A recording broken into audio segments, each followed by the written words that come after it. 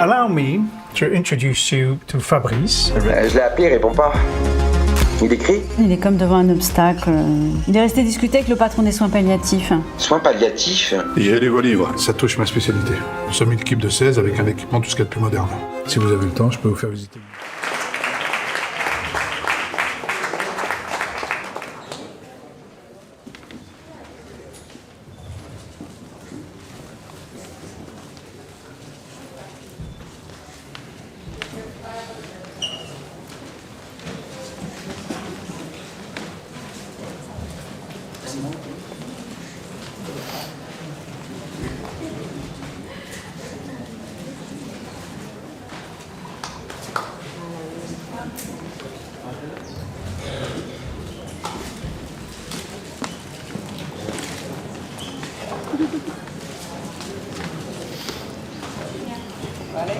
Muy bien, vamos a comenzar. Let's commence. Thank you very much for joining us at this press conference to present the film Le Dernier Souffle, which is part of the official selection of the San Sebastian International Film Festival. I would like to remind you that COSTA-GAVRAS was the Donostia Award in 2019. Puisque je pense qu'il y a quelques journalistes francophones dans la salle aussi, je voudrais tout juste dire que voilà, I would like to tell the people that we're going to present COSTA-GAVRAS' film Le Dernier Souffle in the official selection. And I want to remind you that COSTA-GAVRAS received the Donostia Award in 2019.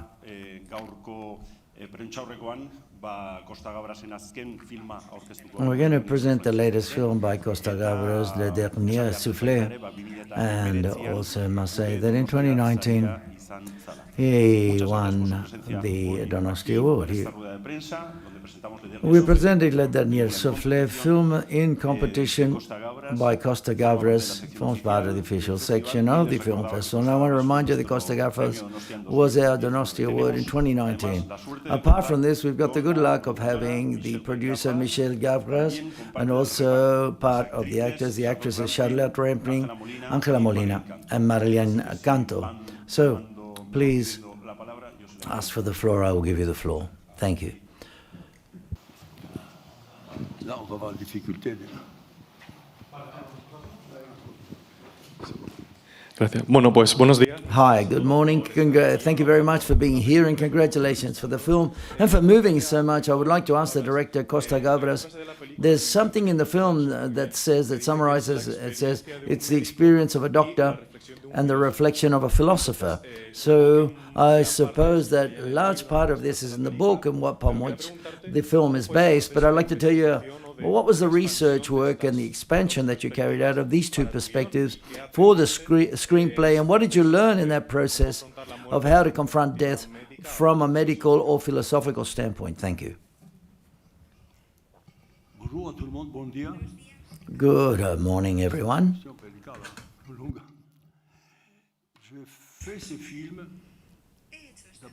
I made this film, first of all, because I was interested in the issue. Personally, I'm coming to an age in which the horizon of life or death is getting closer, and I've been addressing this issue for quite a while. What's going to happen? How do we finish? How do we come to the end? How do we come to the end in the middle of fear or terror, or do we die in a dignified manner? Of course, the thing is to not terrify the people who are alive, but we've also got to die with a certain dignity. And this problem, this issue, it concerns me. And RAY sent me the book that he wrote with Dr. Granger, who's here with us, Claude de Granger, and I said it's a very interesting book. It's based upon different cases, true cases, and I said that with these cases, we could make film and create characters in the cinema without betraying the facts. But to make films is a spectacle. It's a show through which we can create emotions for the spectators. And with those emotions, the spectators can do and reflect or they maybe not do anything. But that's what cinema is about for me. It's not going to school or university or whether we're trying to teach anyone anything. I decided to make this film with enormous pleasure.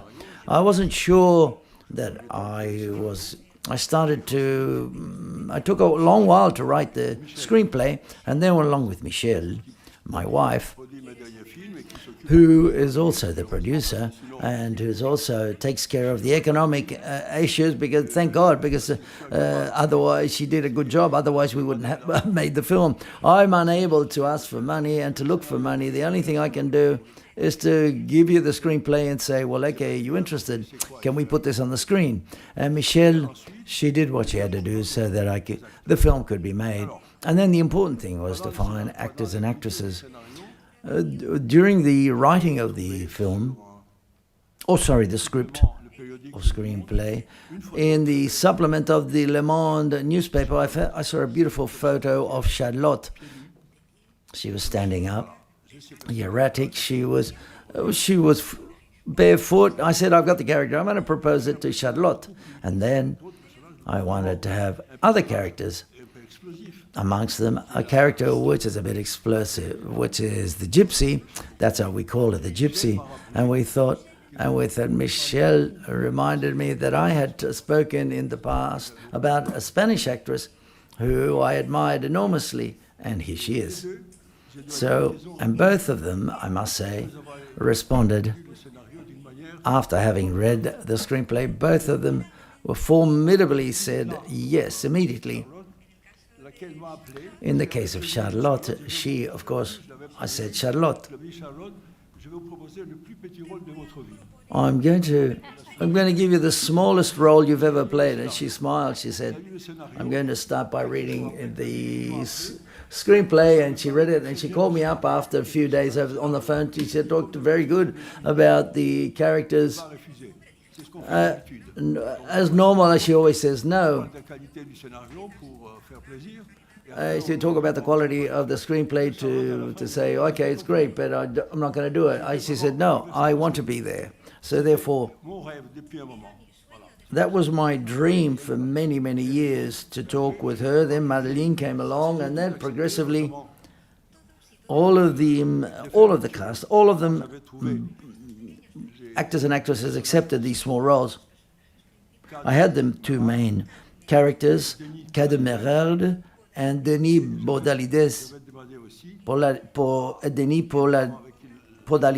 and also got in contact with a person that I worked with a lot, a woman who accepted as well to work with me. So therefore, there's the film. You've seen it, I think, if I'm not mistaken. And I feel enormous curiosity myself, because every time when I talk to friends or with other people, and even with colleagues and journalists, they say, what did you do? Well, I made a film about this subject. And everyone opens their eyes and is surprised to say, as if this was going to be a catastrophe. So, and that's my concern. So therefore, as all of you here, I'm very pleased to see your reactions.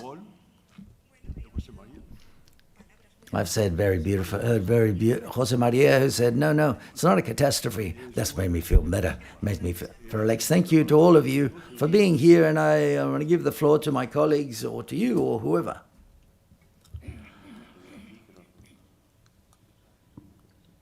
Hola, buenos días. Hi, good morning or good afternoon, I'm here. Hola, buenos días. Soy buenos días, María. Hi, Maria Guerra from Quinótico. Mr. COSTA-GAVRAS, I would like you to talk about the situation of euthanasia in France. What's the situation of euthanasia? And it's a film in which it talks about how a society it turns its back on death and how 9-year-old children are in contact with porno on screens. And I think these are two issues which are very interesting that you approach, and I'd like to know whether you could talk about this. Thank you very much.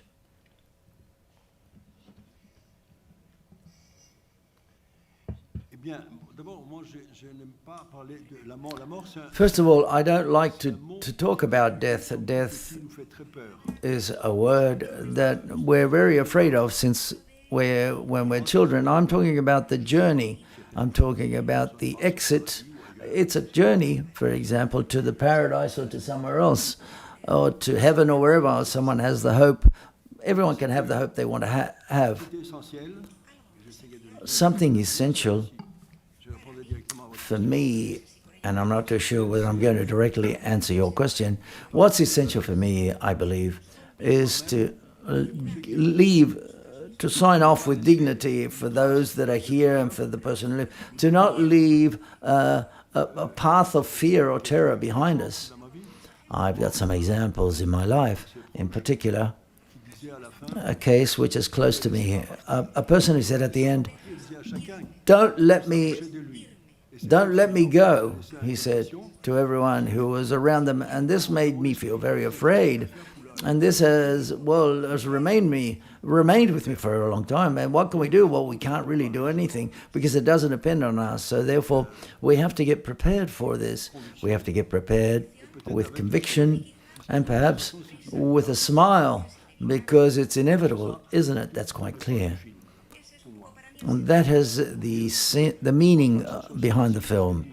I don't believe it's as easy, because the question was, euthanasia and porno. Yes, I'll go back to this in a moment. It is true also that as of, from this issue or this matter, we never talk in the press nor on TV. Death is completely taboo. That journey and that way out is taboo, but on the contrary, on TV, and if you write porno on Google, for example, you'll see what you can find. And the same on TV, quite easily you have access to pornography. It's all over the place. So therefore I included that phrase. It was aimed at children, as we're talking about children. Children are eternal. That's what they believe at their age. They think they're never going to die. But Thanatos, for example, it's there, and the ancient Greek knew this very well. And they celebrated in their way Thanatos. In a certain society, it was celebrated with a great ceremony. And this is being, nothing at all. We put people in a cemetery quickly and we move on to something else. On the contrary, I think that we have to maintain what is essential. This final moment has to be sufficiently dignified so that we can keep the nostalgia. We have to feel that nostalgia. Well, sadness is obviously is inevitable, but nostalgia above all, because it's an extension of love. It has to last, and we have to live with the nostalgia of the people that have gone and that have left us, and to thinking that other people will have nostalgia of us when we leave, as well as when we pass away. Question here from Brazil. Hi, Mr. COSTA-GAVRAS. First of all, thank you for existing and for all the amazing films you have been done for the past years. And I have two questions. First of all, I would like to hear a few words about your work with your cinematographer to build the image of the film. And a second question, I think it's impossible to watch the movie without discussing the health system, not only in Europe, but everywhere. I came from Brazil, where public hospitals have severe conditions in terms of money and everything. Did you do any specific research on health system in Europe and everywhere to build the screenplay? Thank you. You mean research in this particular movie? Yes. No, first I have the book. I met the Dr. Grange on this. He showed me what he's doing. I visited his place and saw his people, the way we are working. Pardon, je devrais parler plutôt en français pour que je suis tourné en anglais. Et j'ai découvert une chose très intéressante parce que quand on va à un hôpital. I discovered something very interesting when we went to the hospital. The doctors, the nurses, and everyone, they're very authoritarian. They have a very specific program, and they're authoritarian. You've got to do this, that, and the other. But the staff of this doctor and other teams he has, the truth is they smiled, and the patients were there as if they were kids that they were treated truly and also with kindness. And so therefore, it was trying to give a solution to whatever they needed. And I thought it was marvelous. And that started by from the doctor and all the health staff, including nurses and assistant nurses. So therefore, it was a great discovery. And I don't hide that all of the staff is truly health staff. They're not actors nor actresses. The nurses are true, real nurses, and that surprised me enormously. In the book, it talks about how should we behave with these patients who are very particular patients, and I discovered that truth, and that's what I've tried to portray in the film with as faithfully as possible, as faithfully as it's written in the book.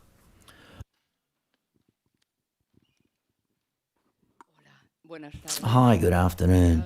I want to thank COSTA-GAVRAS for being here, because directors with a discourse there aren't too many of them. The film itself, because the delicacy with which you address an issue which is so difficult in this film, which made me cry when I left the film, not during while I was watching it, but when I left.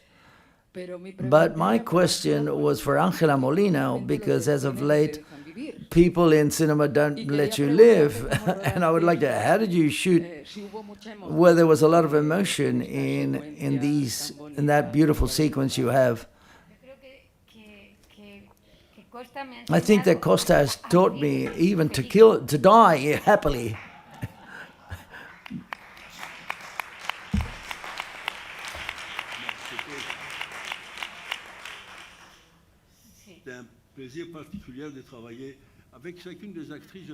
It's a marvel. It's a pleasure to work with these actresses, with each of them.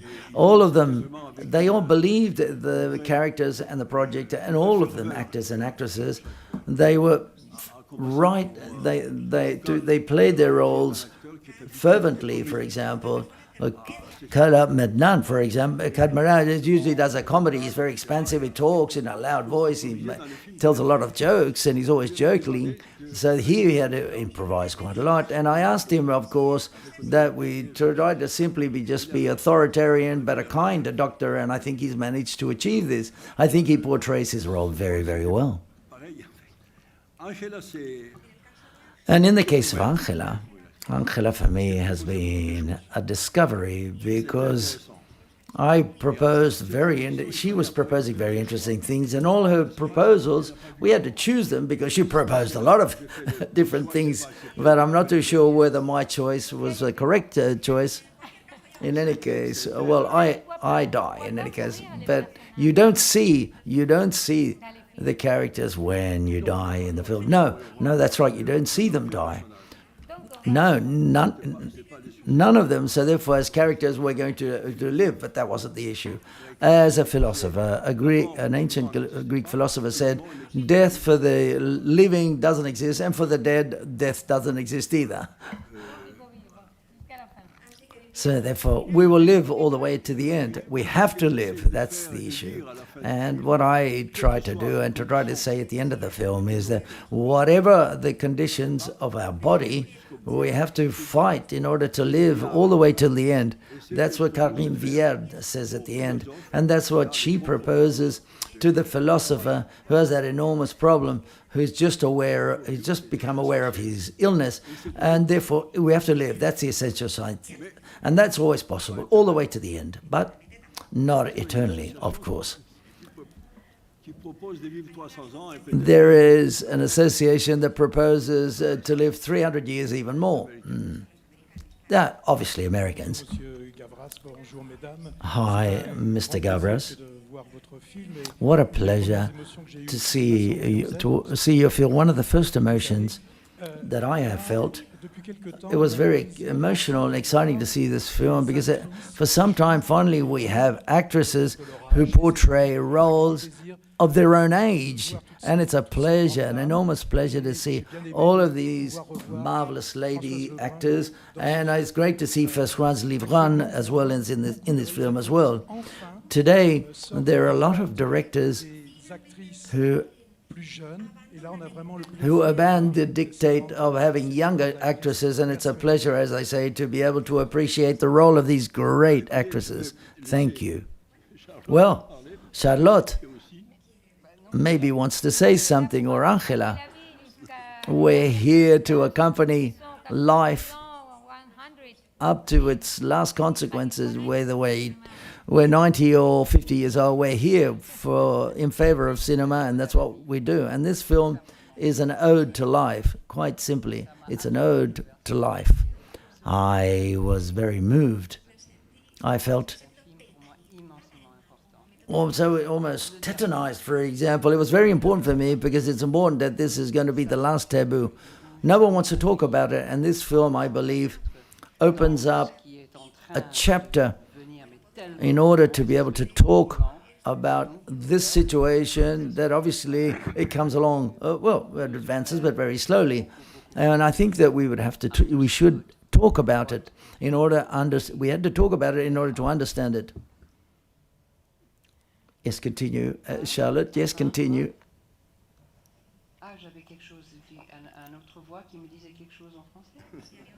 Yeah, there was another voice that was speaking in French. I'm speaking in English over here, French over there. There's French.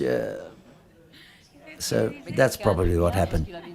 Well, we had a beautiful voice. Well, that's good. That's what we want. Like COSTA-GAVRAS have said, what we all want is to be able to leave and smiling, knowing that we were here to end up dying, and to die in peace, and undoubtedly, and not with fear. In order to extend this idea of dying in peace, I think the states should be brave enough, and politicians should create, well, of course, the palliative care centers. We have to find places where someone who comes to a time where they're not interested in their life anymore, in which their body has any memory, or they don't want to live, this person should be able to die, to say, I want to die, help me to die, in the best conditions possible. This doesn't exist, but I think it would be necessary for it to exist. The population, obviously, we live longer and longer, and there are more older people, but no one dares to go to a hospital to say, help me to die, because it's quite clear they would throw us out of the hospital. But this should arrive, it should exist. And it does exist in some countries.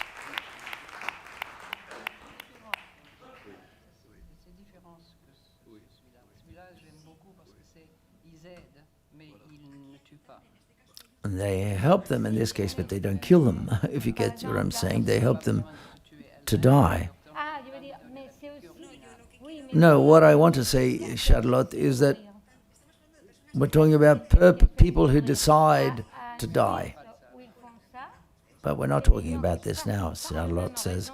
We're talking about people who don't feel capable of living. Their life is in a condition of misery. The problem is that we don't help them to die. That's the problem, I believe, at the end of the day, essentially speaking. Well, in French law, it's unacceptable. It's not acceptable because what we call deep sedation, I'm not too sure what you're talking about. Deep sedation, a person who's very ill in a terminal phase, they give them an injection and we wait for them to die. And I believe this is a solution that I don't agree with it. I don't think it's a good solution. If we want to help someone to die, we have to help them to die immediately without having to wait a week or two. But I know that many people perhaps don't agree with my point of view, because doctors would, and for some people, would end up being murderers. This is a long discussion and a big debate, but I think that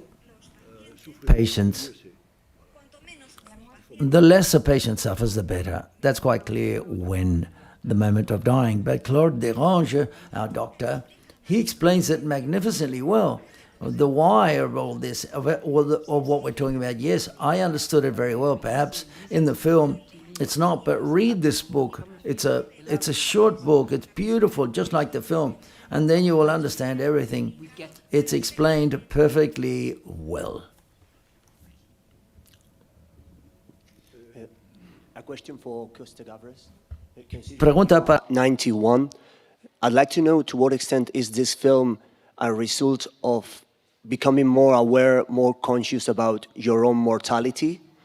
And also, how did you work the idea of death philosophically with your whole team, and especially with the actresses that you have beside you, Charlotte and Angela?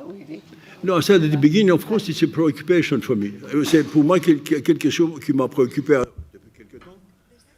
For some time now, I've already said that I was concerned. I'm 91, and I have a lot of colleagues, men, friends, men and women who are dying, and I've made films, and there's no one left from the films I made. When I started to work on this film, initially I was impressed, but I got used to it. And now, after having made the film and after having seen the entire process from the beginning to the end, well, it's quite clear that the only solution is to get ready, be prepared. Not always is this easy, but to be able to finish with in the most dignified manner possible. This is a film which is closely linked to myself, but every time I make a film, it always has a big impact on me. I've spent a lot of time in the writing of the script, screenplay, and then shooting the film.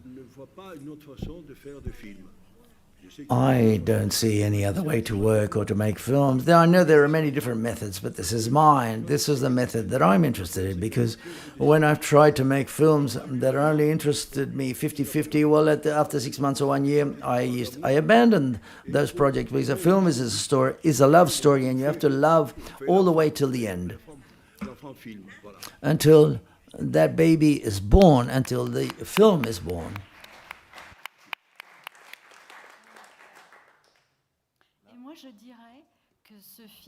And I would add that this film talks about death, but also about love of this couple, Denis and myself. It is an ode to life, and it talks about that deep link and tender and complex link that joins the philosopher and his wife. And it's also a film about love. Yes, that's it. That's the way I see it. Undoubtedly, yes. The relationship that MARILYNE creates with Denis, is a love relationship and a relationship of respect. And apart from support and advice, and I've inspired myself with my wife, my own life, to a great extent. I'm Anna. I'm a nurse for the last 10 years in a palliative care center. I want to thank you for making visible something that's very important, because when I say I work where I work, people say, how horrible. And I would tell them to watch this film. Okay?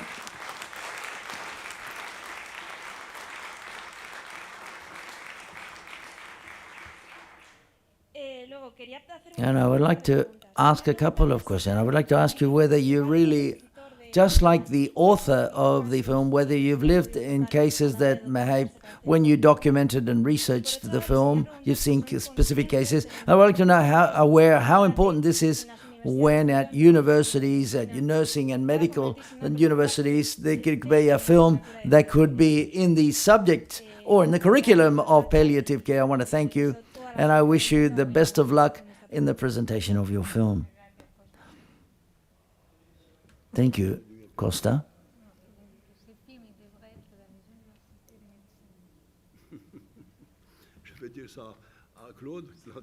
I'm going to tell Claude. I'm going to ask Claude and tell Claude to do that.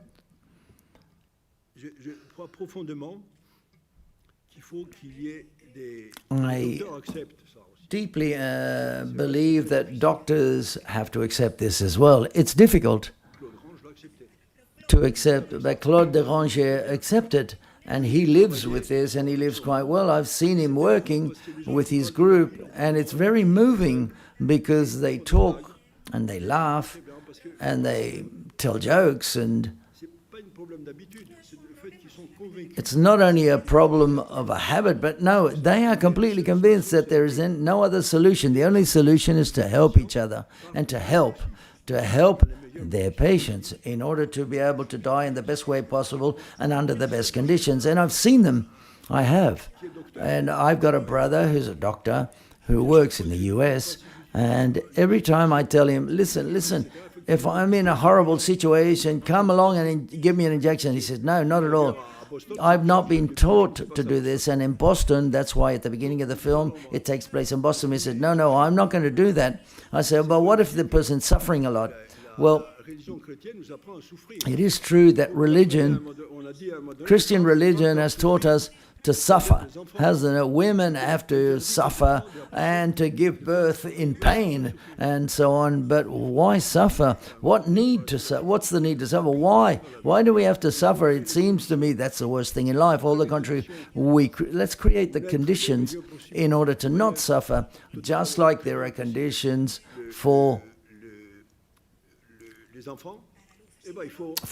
to give birth without any pain or painlessly. But they've got to help us to terminate, shall we say, and when we die. And I don't think it should be that complicated. Perhaps we could give a microphone to Dr. Grange, Mr. Claude de Grange. Please give him a microphone. Claude?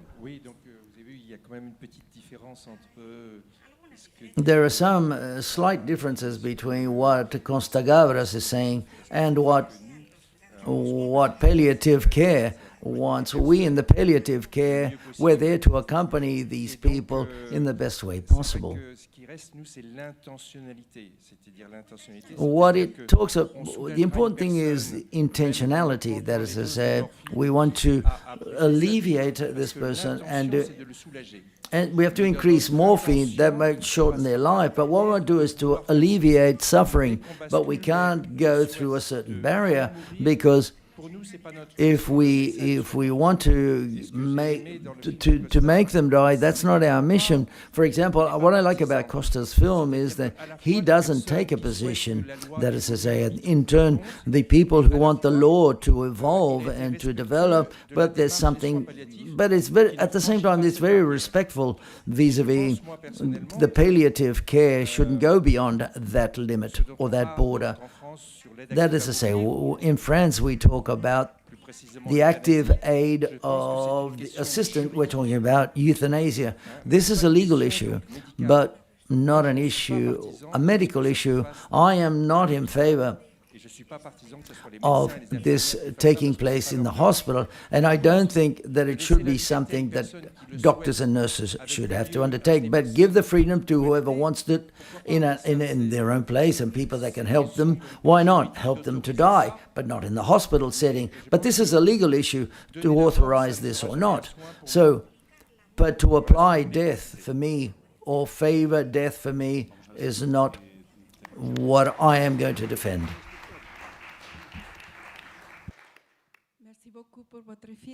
Thank you very much for your film. I was very moved. My name is... In the seminars of women in science, we've got cinema as a teaching tool, so therefore we will see this together in my association of women. We will do this because I come from... 2 years ago, my husband died. I imagine your film hit me right in the middle of my heart, because I was thinking that the life issue when he was in intensive care was true. And that's what I was always asking, if you can see the reports of how he evolved because of a lung problem that he had, one of the cases that appears in the film. And in this sense, I want to ask a question, because a friend in our group just given a diagnosis, a sarcoma diagnosis. So therefore, in the unit in which she's being taken care of, from what she says, she's in Mexico, that's where the group is, of these people, they're not telling her the truth. So therefore, I listen to what she tells me, and with a lot of respect, obviously, I listen to her, and I see that they're not taking decisions upon something that's true. That's my question. I see your field treats this issue very finely, the issue of truth. How far to yes and how far no. I would like to ask you, how is that process to be able to make decisions of how to address that issue of the truth and who to tell to the family members of the patient, and also on the other hand of what you were saying, that the state should bear in mind that beyond using medication that they've got in their inventory, for example, the most important thing would be to allow the patient to decide what he or she wants. Thank you.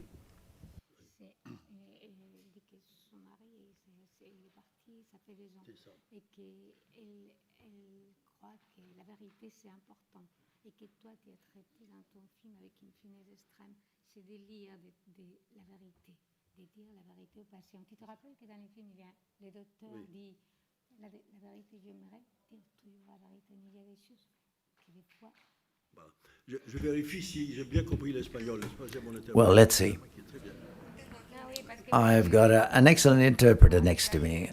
Yes, because what I do is ask questions instead of translating. Yes, it's a problem for society. It's a very significant problem, that behavior that we have in society.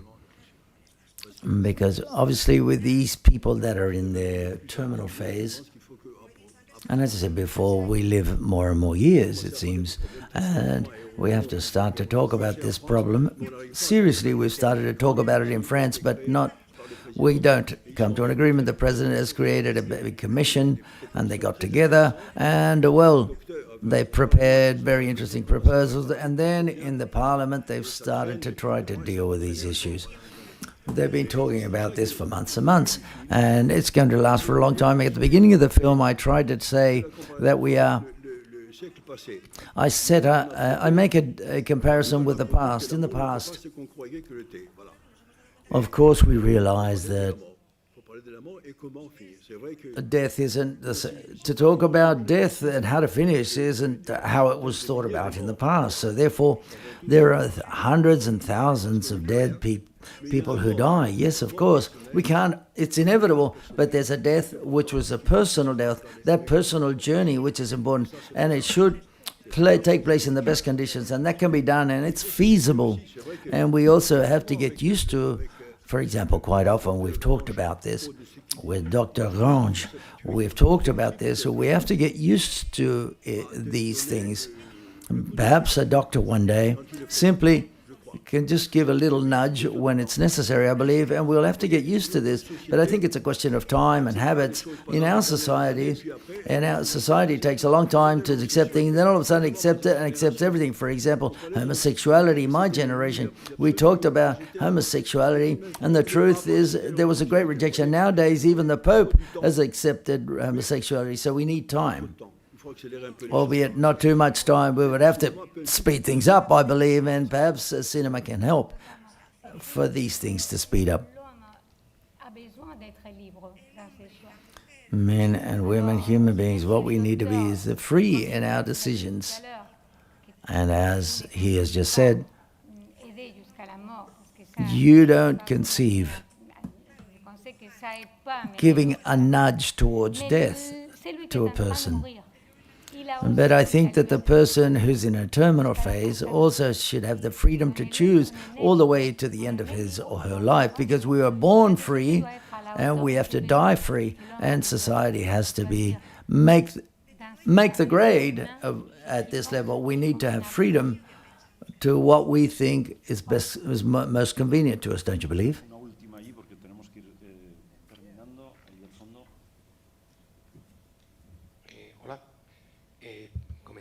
Hi, I tell you that it's a very deep film, sensitive and necessary.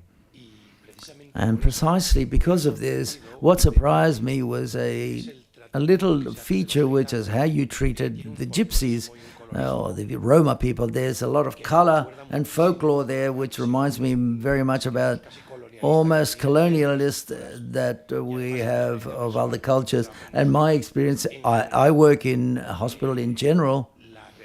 The reaction of gypsy people vis-a-vis death and illness and in big families is not even joy, nor is it positive, nor is it singing. So therefore, how did you manage that singing, which I'm sure is a little detail in a very fantastic group of people? Very clearly, I would like to say, is overwhelming. I think I must tell you that she has said she hasn't told anyone that she's going to die. They're all singing because they even believe that she's received the treatment and she's going to get home, and they all leave and they keep singing. But she doesn't tell anyone that she's dying, not even to her husband. So therefore, we can conceive the joy that she wants to leave them, and not the pity, as Costa says, of leaving her beloved ones, I think. Well, I think that we have to finish here. Thank you very much. COSTA-GAVRAS, Michele, Michele RAMPLING, Ánngela, MOLINA, and MARILYNE CANTO. Thank you.